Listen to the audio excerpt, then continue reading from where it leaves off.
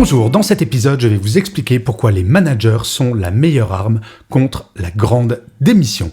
Je suis Gaël Châtelain-Berry, bienvenue sur mon podcast Happy Work, le podcast francophone le plus écouté sur le bien-être au travail. N'hésitez surtout pas à vous abonner sur votre plateforme préférée car Happy Work, c'est une quotidienne. Alors, le résultat du sondage est tombé et ce n'est pas une surprise, la proportion est impressionnante. Sur 7000 répondants, 48% répondent que c'est la mauvaise qualité du management qui pourrait les faire démissionner. Plus surprenant, par contre, en ces temps d'inflation et de recherche de pouvoir d'achat, le salaire arrive en bonne dernière place avec seulement 13%.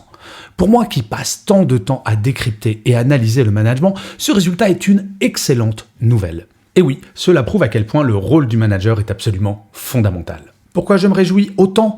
Parce que ce chiffre prouve ce que je dis depuis des mois dans mes conférences. Avoir de bons managers est la meilleure arme contre la grande démission. Bien entendu, augmenter les salaires, donner du sens au travail ou garantir un bon équilibre vie privée, vie professionnelle est important. Mais tous les efforts faits pour ces 3 points seront vains si les managers ne sont pas formés et de qualité. Mais pourquoi les salariés considèrent la qualité du management comme étant fondamentale ? C'est ce dont nous allons parler maintenant. La première raison, c'est que le manager donne le ton d'une journée. Avez-vous déjà travaillé avec un manager ronchon, pessimiste, désagréable ou absent ? Moi, oui. Pendant ma carrière, plus de 20 ans en entreprise avant de devenir écrivain et conférencier, j'ai eu la chance de croiser le chemin de managers de très grande qualité et certains qui l'étaient moins, on va dire. Le fait d'avoir une boule au ventre chaque matin, ne sachant pas à quelle sauce nous allons être mangés par notre manager, n'est pas tenable sur le long terme. Un manager n'est pas censé être notre meilleur ami, mais il est obligé d'être un allié bienveillant qui nous donne envie chaque jour de travailler pour et avec lui. Oui, il est fondamental à mon sens pour un manager de savoir être sérieux sans se prendre au sérieux et d'être capable de permettre aux membres de son équipe d'avoir un niveau de stress le plus bas possible. Quel bonheur d'avoir un manager qui vient vous voir, et ça c'est une histoire vécue, pour vous dire « Écoute Gaël, ce mois-ci les objectifs n'ont pas été atteints, mais il n'y a pas mort d'homme. Rien de grave. Mais nous allons essayer de comprendre ce qui s'est passé et voir comment nous pouvons nous améliorer ensemble. » Un manager doit agir comme un calmant, non pas comme un excitant. Je ne crois pas du tout à la vertu du stress pour motiver une personne, en tout cas dans le cadre d'une entreprise. Le manager doit donner la parole à tous les membres de son équipe pour exprimer le bon et le moins bon le concernant. La deuxième chose, c'est que le manager donne un sens à son travail. Le temps du manager isolé dans son bureau est révolu. Le premier confinement nous l'a bien montré, le management de proximité est absolument fondamental pour guider les équipes et les embarquer. Mais pour embarquer, encore faut-il savoir pour quelle destination.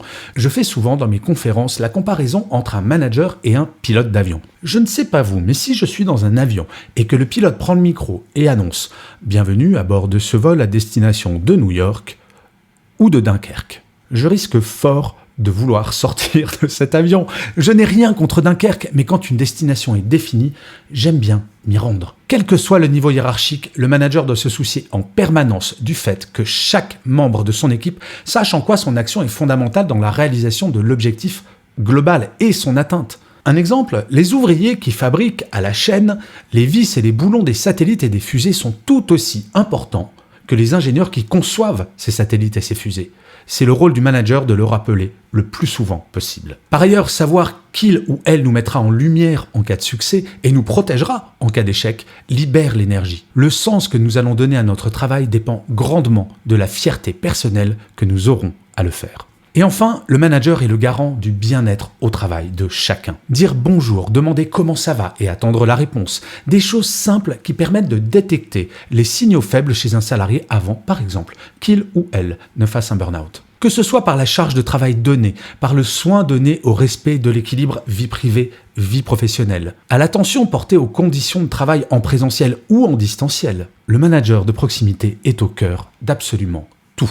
Le manager de proximité est l'avocat également de son équipe et doit parfois savoir s'opposer à sa propre hiérarchie dans l'intérêt de son équipe. Oui, le courage managérial fidélise les équipes. J'ai eu des managers comme cela et c'est un bonheur. Non, tout n'est pas acceptable pour atteindre des objectifs, surtout si cette atteinte se fait aux dépens de la santé physique ou mentale d'un ou plusieurs membres de son équipe. Pendant mes longues années en tant que manager, c'est cette partie de gestion de l'humain que j'ai préférée, à une époque où cette partie n'était clairement pas la priorité des entreprises. La pandémie aura fait prendre conscience de façon définitive aux salariés que leur bien-être au travail n'est plus une option, mais une priorité. Oui, en ces temps de grande démission, le management de proximité joue un rôle absolument central. En fonction de la qualité du manager, le turnover sera faible ou pas. Mais peut-être serait-il temps de faire comme certaines entreprises et récompenser les managers qui ont peu de démissions dans leurs équipes. La semaine dernière, je parlais à la dirigeante d'un cabinet de recrutement qui m'expliquait qu'il n'était pas rare qu'un candidat à un poste décline l'offre à cause du dernier entretien avec son potentiel manager qui avait passé tout l'entretien à lui expliquer à quel point il exigeait une implication totale de ses équipes, y compris le soir ou le week-end. Cela fait écho avec l'effrayante déclaration d'Elon Musk de la semaine dernière à propos des salariés qui n'avaient pas encore démissionné de Twitter, et il disait « Acceptez de travailler de longues heures à haute intensité ou arrêtez maintenant ». Ça motive, hein ? Je préfère regarder le verre à moitié plein et me dire que les managers de proximité sont la clé de la fidélisation et de la motivation. Et très franchement, pour les managers, c'est extrêmement motivant de savoir ça. Et d'ailleurs, vous, votre manager, à vous, sait-il manager ? Pour le savoir, vous pouvez aller passer le test totalement gratuit sur mon site web www.gchatelain.com.